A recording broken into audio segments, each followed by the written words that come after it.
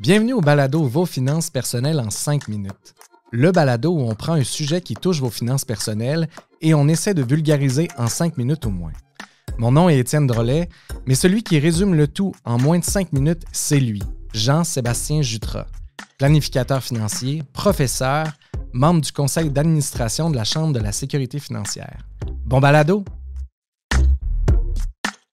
Jean-Sébastien Jutras, je suis content de te voir. Hey, tiens, je suis content de te voir aussi. Écoute, on va parler. J'ai des amis qui me disent qu'ils ont déjà des produits d'assurance collective avec leur assureur. Ils ont de l'assurance vie, de l'invalidité, de l'assurance médicaments. Ils ont tout ça. Mais quand il y a le temps d'y aller en assurance individuelle, ils me disent ben non, je suis bien couvert, j'ai pas besoin de ça. Qu'est-ce que t'en penses, toi? Ben, je comprends les gens qui disent ça parce que de l'assurance, c'est jamais le fun de dépenser de l'argent pour des assurances. Fait qu'on se dit, tu sais, souvent, l'assurance collective, ce qu'on a au travail, des fois, on n'a pas l'impression que ça nous coûte quelque chose, mais ça nous coûte de quoi? Tu sais, souvent, ce que ça coûte, l'employeur en paye une partie. Des fois, il y a des employeurs qui payent la totalité, mais sont plus rares. Fait que ça coûte déjà quelque chose. Fait que là, rajouter des assurances là-dessus, avec l'inflation, avec tout ça, tu vas comprendre que ça va peut-être être le dernier des soucis des gens. Puis des fois, ils se disent, en plus, j'ai une couverture. Mais moi, je suis vraiment surpris à chaque fois que les gens ne savent pas c'est quoi les couvertures qu'ils ont à l'intérieur de ça. Mais en fait, non, c'est pas vrai. Ils vont être au courant c'est quoi les médicaments, c'est quoi le pourcentage qui est payé. Ils sont au courant de c'est quoi les dents, les pourcentages qui est payé, les lunettes s'il y en a, etc. Mais ils ne sont pas vraiment au courant sur tout ce qui est peut-être assurance salaire, assurance vie. Ça, ils ne sont pas vraiment au courant. Tandis que pour moi, le plus important dans tout le package, souvent, c'est l'assurance salaire. Fait que souvent, les gens disent on parle d'assurance salaire. Ah non, mais j'ai ça dans mon assurance collective. Parfait. Combien que ça vous donne par mois? Ben, je sais pas, j'ai ça, mais je sais pas combien. Là, on s'amuse à faire les calculs. Des fois, la personne a un salaire, je vais dire, 6 000 $ par mois. Puis on se rend compte que ça va couvrir à peu près 3 000 $ par mois. Ben, si c'est ça que ça te coûte vivre, Étienne, 3 000 $ par mois, fine.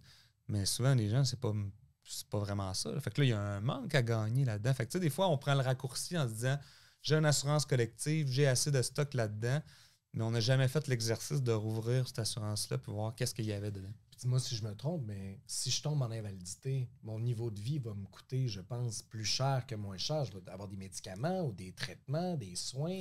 Ben, tu sais, c'est sûr que moi, je crois pas quand les gens disent « Ah, mais là, vu que je travaille pas, ça va me coûter moins cher, je vais faire moins d'activités. » Tu sais, les activités, OK, tu vas peut-être en faire un petit peu moins, mais ça dépend c'est quoi ton invalidité. Là.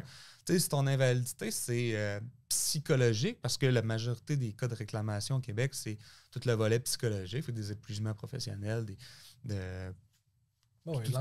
anxiété, exactement. Mais moi, si je suis anxieux puis que je tombe en arrêt de travail, la pire des choses, ça serait justement de couper ma vie sociale. Fait que finalement, je voudrais peut-être l'augmenter, ma vie sociale. Fait que finalement, ça va peut-être me coûter plus cher être en invalidité. Donc, c'est sûr que si je me casse un bras, je vais peut-être faire. Peut-être que je n'achèterai pas ma passe de ski cette année, ces affaires-là. Mais je crois pas au fait que quand je suis invalide, ça me coûte un petit peu moins cher parce que mes enfants vont continuer à faire leur activité. Limite, comme tu dis, ça peut augmenter un petit peu plus parce que j'ai besoin de traitement. Mettons quelque chose de plus grave, là, j'ai besoin de traitement. Puis là, c'est les stationnements dans les hôpitaux. Puis là, finalement, ça peut coûter plus cher. Là. Fait que ce que tu me dis, c'est j'ai mon assurance collective, mais je pourrais combler avec un régime privé en plus. Ben, c'est ça l'idée. Dans le fond, le but, c'est de gérer le risque. Si tu tombes malade, donc tu tombes en invalidité, combien d'argent tu as besoin pour garder ton niveau de vie, puis continuer à épargner quand même, parce que veux pas, si tu tombes invalide 1 an, c'est pas si pire, mais si tu tombes même 1 an, c'est quand même beaucoup. Mettons que tu tombes invalide 2-3 mois. Mais si tu tombes invalide pendant 25 ans, j'en ai des clients, Étienne, là, que ça fait à peu près 8 ans qu'ils sont en invalidité, puis je suis convaincu qu'ils ne reviendront pas travailler. Les autres sont contents d'avoir une assurance invalidité parce qu'ils n'ont pas le choix de faire des placements, parce que les assurances invalidité, souvent, ça l'arrête à 65 ans. À 65 ans, ton assurance invalidité arrête de te payer, mais si tu as tout le temps eu juste le bon montant pour payer ton niveau de vie, tu n'as pas épargné, tu n'as pas de retraite, tu n'as pas de fonds de pension. Fait que là, pour ces gens-là, ça devient risqué. Donc là, oui, comme tu dis, peut-être de regarder, c'est exemple, j'ai besoin de 5 000 $ de protection par mois, puis mon assurance collective m'en paye 4, fine, il manque 1 000. Fait que là, je rajoute peut-être 1 000 avec un assureur privé. Puis là, tu as parlé de l'assurance salaire, l'assurance invalidité, mais l'assurance vie également, souvent, on voit une fois le revenu, 2 fois le revenu. Comment je fais pour savoir si c'est assez? Bien, ça c'est de rencontrer un conseiller puis évaluer le besoin d'assurance. Parce que des fois, il y en a qui disent une fois mon salaire, c'est quand même bon de l'assurance vie. Moi, des fois, je fais des analyses de besoins d'assurance pour une famille. C'est pas rare que j'arrive à 1 million de besoins d'assurance. Tout coûte cher.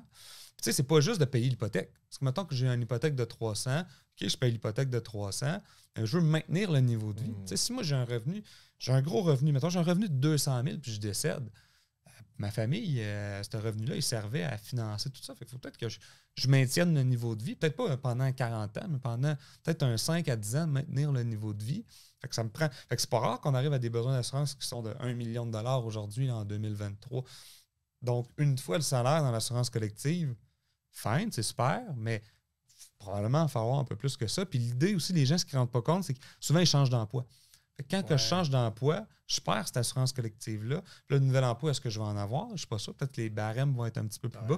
Fait qu'il y a ça à prendre en considération aussi. Puis rapidement, si, admettons, je me promène d'un employeur à l'autre à ce moment-là, puis pendant ce temps-là, mon assurabilité a changé, il se passe quoi? Ça peut arriver que si, mettons, j'ai eu beaucoup de... Ça arrive que des assureurs collectifs vont refuser. Mettons, ils sont obligés de te donner un package. Mettons, en assurance vie, ils vont te donner quelque chose.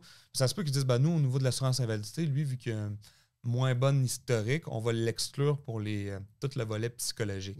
Parce que tu as un gros... Mais ça, dans l'individuel, ça arrive aussi. Oui. Mais ça ne veut pas dire que tu vas toujours être assurable si tu changes d'une place à l'autre. Puis, je finis avec ça. En assurance vie, c'est que du temporaire actuellement. Ce n'est pas une assurance qu'on va pouvoir garder même après notre retraite. Des fois, il y a des barèmes où tu peux transformer. Mettons que tu n'es plus assurable, tu peux transformer ton assurance collective en assurance permanente. Mais là, tu payes pour ça, puis ça va coûter assez cher. Fait que c'est sûr qu'inévitablement, tu es mieux d'avoir une base de ton côté. Ça coûte plus cher que de l'assurance collective, c'est sûr, parce que c'est toi qui payes. Mais au moins, tu peux l'amener avec toi, que tu changes de place, sinon tu as toujours ta base d'assurance. Wow! Super intéressant. Merci beaucoup. Merci, Étienne.